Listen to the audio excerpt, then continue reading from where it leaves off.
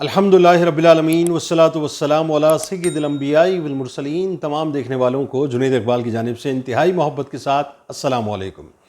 بہت سے لوگ ناظرین آپ کی زندگی میں آپ کو ملتے ہوں گے، یا آپ کا اس میں ظاہر ہے کہیں نہ کہیں خدا نخواستہ تجربہ بھی رہا، اور مشاہدے میں آپ کے بہت سے لوگ آتے ہوں گے کہ دعائیں کرتے ہیں لیکن اس کے باوجود دعائیں قبول نہیں ہوتی۔ بہت گڑ گڑاتے ہیں اللہ کی بارگاہ میں، بڑا رو رو کر اللہ کی بارگاہ میں مانگتے ہیں اور اللہ کو منانے کی کوشش کرتے ہیں، طویل طویل دعائیں کرتے ہیں، لیکن اس کے باوجود بھی دعا کے وہ ثمرات نہیں ملتے جس طرح سے ثمرات ہم ایکسپیکٹ کر رہے ہوتے ہیں۔ یہ بہت سے لوگوں کی زندگی میں ہوا کرتا ہے۔ اچھا، ظاہر ہے اس میں بہت سی وجوہات تو ظاہر ہو سکتی ہیں کہ اس پہ گفتگو ہو سکتی ہے کہ بہت سی ایسی وجوہات ہیں جس کی وجہ سے دعائیں قبول نہیں ہوتی، لیکن کبھی کبھی ایسا ہوتا ہے صاحب کہ ہمیں پتہ ہوتا ہے کہ ایکچول مرض کیا ہے، ہم جانتے ہیں کہ ایکچول پرابلم کہاں ہے، یعنی وہ جو ڈیزیز ہے یا وہ جو جراثیم ہے، وہ جو جرثوم ہے، وہ کہاں پر ہیں۔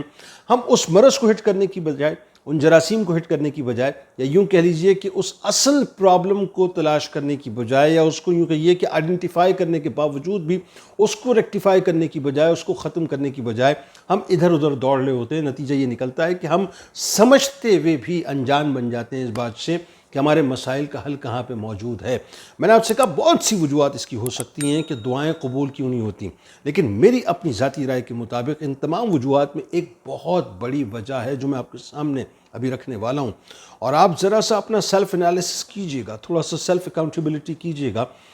کہ کہیں ایسا تو نہیں خدا نخواستہ کہ ہمارے اندر بھی یہ مرض موجود ہو، خدا نخواستہ خاکم بدن، ایسا تو نہیں کہ ہمارے سامنے یہ مرض موجود ہے اور اس کے ہونے کے باوجود بھی ہم یہ ایکسپیکٹ کرتے ہیں کہ ہماری دعائیں قبول ہو جائیں، تو پھر کیسے قبول ہوں گی؟ یعنی یہ ذرا سمجھیے گا بات کو کہ رسول کریم صلی اللہ علیہ وآلہ وسلم نے ایک شخص کا ایک نقشہ کھینچا ہے، اور وہ نقشہ کھینچ کے یہ بتلا دیا بنیادی طور پہ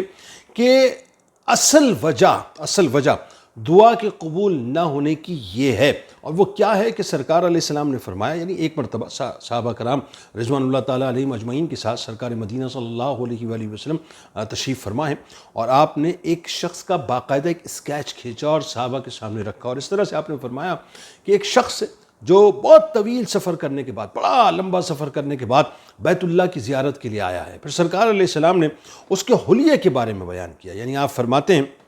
کہ اس کے سر کے جو بال تھے ان کی کیفیات یہ تھیں کہ وہ بال بنیادی طور پہ گرد و غبار کے اندر مکمل طور پہ ہٹے ہوئے تھے۔ ظاہر ایک طویل سفر ہوگا، اب وہ اونٹ پہ کیا ہوگا یا گھوڑے کے اوپر کیا ہوگا، لیکن اس طویل سفر کے بعد اس شخص کی کیفیت یہ تھی کہ اس کے جو بال تھے وہ گرد و غبار کے اندر مکمل طور پہ ہٹے ہوئے تھے، یعنی ظاہر ہے اس کا جسم جو ہے وہ گرد و غبار کے اندر اٹا ہوا تھا۔ اب سرکار فرماتے ہیں کہ وہ آسمان کی طرف اپنے ہاتھوں کو بلند کر کے دعائیں کر رہا تھا اور اس طرح کہہ رہا تھا کہ اے میرے رب، اے میرے رب، جبکہ سرکار فرماتے ہیں کہ اس کا کھانا حرام تھا، اس کا پینا حرام ہے، اس کا لباس حرام ہے، اور حرام مال اس کی غذا ہے، تو اس کی دعا کہاں سے قبول کی جائے؟ یعنی آپ سمجھ رہے ہیں میرے سرکار علیہ السلام نے، آپ کے سرکار علیہ السلام نے ایک شخص کا نقشہ کھینچ کے ہمیں ساری بات سمجھا دی ہے کہ دعا کی قبولیت کے ہونے یا نہ ہونے کا جو بنیادی پیمانہ ہے وہ کیا ہے۔ میں پھر ریپیٹ کیے دیتا ہوں کہ ایک ایسا شخص ہے جو طویل سفر کرنے کے بعد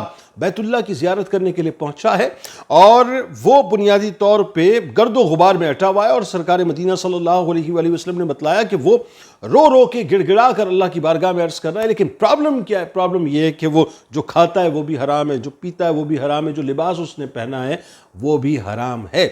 اب سوال بنیادی طور پہ اس پورے واقعے کو سامنے رکھنے کے بعد، یا اس نقشے کو سامنے رکھنے کے بعد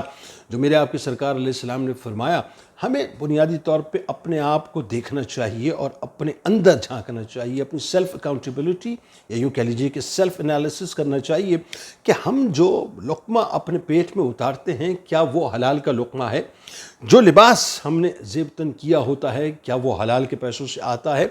اگر یہ حلال کا لقمہ ہمارے پیٹ میں نہیں جا رہا، خدا نخواستہ جو ہم گھونٹ پیتے ہیں وہ حلال پیسوں سے نہیں جاتا، یا جو لباس ہم نے زیب تن کیا ہوا ہے، جو ہم اپنی زیبائش کے لیے، اپنی آرائش کے لیے، اپنی آسائش کے لیے جو کچھ بھی ہم استعمال کیا کرتے ہیں اشیاء کو، اگر وہ حلال پیسوں سے نہیں ہیں، تو ایک لمحے ذرا سوچیے اپنے بارے میں کہ ہم جب اللہ کے حضور حاضر ہوتے ہیں تو کس منہ سے حاضر ہوتے ہیں؟ یعنی وہی بات ہے کہ پیٹ کے اندر ہمارے خدا نخواستہ حرام ہے، ہم حرام کھا رہے ہیں، حرام پی رہے ہیں، حرام پہن رہے ہیں، ہمارے جتنا بھی آمدن کا راستہ ہے وہ سارا کا سارا حرام ہے، اور اس کے بعد ہم اللہ سے یہ ایکسپیکٹ کریں کہ پروردگار ہم تیری بارگاہ میں حاضر ہوں،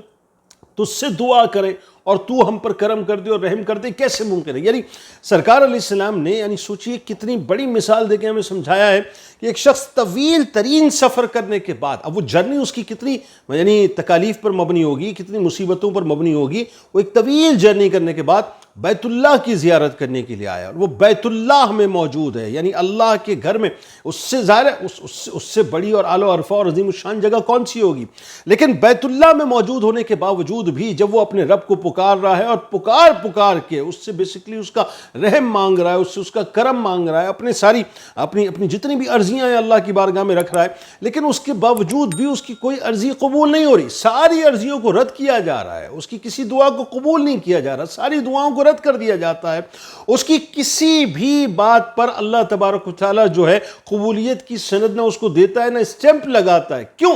اس لیے کہ وہ دعا تو مانگ رہا ہے، وہ گڑ گڑا تو رہا ہے اللہ کی بارگاہ میں، وہ رو رو کے طلب تو کر رہا ہے، وہ سب کچھ کر رہا ہے، لیکن ایکچوئل جو مرض ہے نا، اس مرض کی طرف اس کی توجہ نہیں ہے۔ میرا خیال ہے یہی سارا مسئلہ ہمارا بھی ہے بنیادی طور پہ، اور ہمیں سمجھانے کے لیے بات سمجھائیے کہ اتنی اعلیٰ و ارفع اور عظیم الشان جگہ کہ جس سے بڑھ کے عظیم الشان جگہ کوئی ہو نہیں سکتی، اس جگہ پر اللہ تبارک و تعالیٰ اس کی عرضیوں کو قبول نہیں کر رہا۔ اس کا مطلب ہمیں یہ سمجھ لینا چاہیے کہ ہمارا معاملہ بنیادی طور پہ کیا ہے۔ آج ہم ذرا اپنا خود احتساب کریں، اپنی احتساب یعنی یوں کہہ لیجئے کہ اپنے خلاف خود جو ہے مقدمہ دائر کریں، اپنے خلاف خود جرح کریں، اپنے خلاف خود استغاثہ پیش کریں، پھر اپنے خلاف خود جو ہے سنوائی کریں، اور سنوائی کرنے کے بعد فائنلی اپنے خلاف خود فیصلہ دیں کہ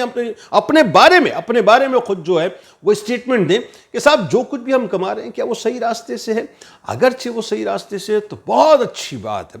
بات ہے کہ اللہ تبارک و تعالیٰ نے ہم پہ بہت کرم کر دیا ہے کہ ہمارا جو آنے کا راستہ ہے، آمدن کا جو راستہ ہے، وہ بالکل جائز ہے، حلال ہے، پاک ہے، مطہر ہے، طیب ہے۔ لیکن اگر خدا نخواستہ اس میں حرام کی آمیزش ہے، اور اس کے بعد پھر ہم یہ ایکسپیکٹ کریں اللہ سے کہ ہم جو دعا کریں وہ قبول کریں،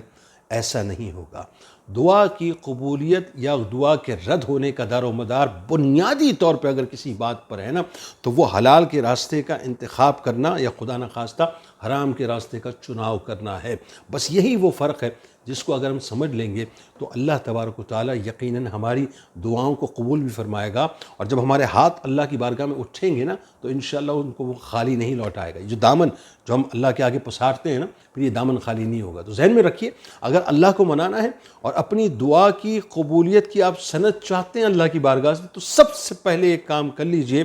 اپنا اور اپنی اولادوں کی تربیت کا پیمانہ یہ بنا لیجئے کہ گھر میں حرام کا کوئی لقمہ نہیں آئے گا، پیٹ میں حرام کا کوئی لقمہ نہیں جائے گا۔ جس دن آپ نے یہ فیصلہ کر لیا اور جس دن آپ نے یہ سمجھ لیا صاحب کہ حلال کی اہمیت کیا ہے، انشاءاللہ آپ دیکھیے گا وہی رات، وہی دن، وہی پل، وہی لمحہ آپ کے لیے ہوگا کہ آپ ہاتھ اٹھائیں گے اور آپ کو خود محسوس ہوگا کہ اللہ تبارک و تعالیٰ آپ کی دعاؤں کو قبولیت کی سند عطا فرما رہا ہے۔ اللہ تبارک و تعالیٰ ہمیں حلال کمانے، حرام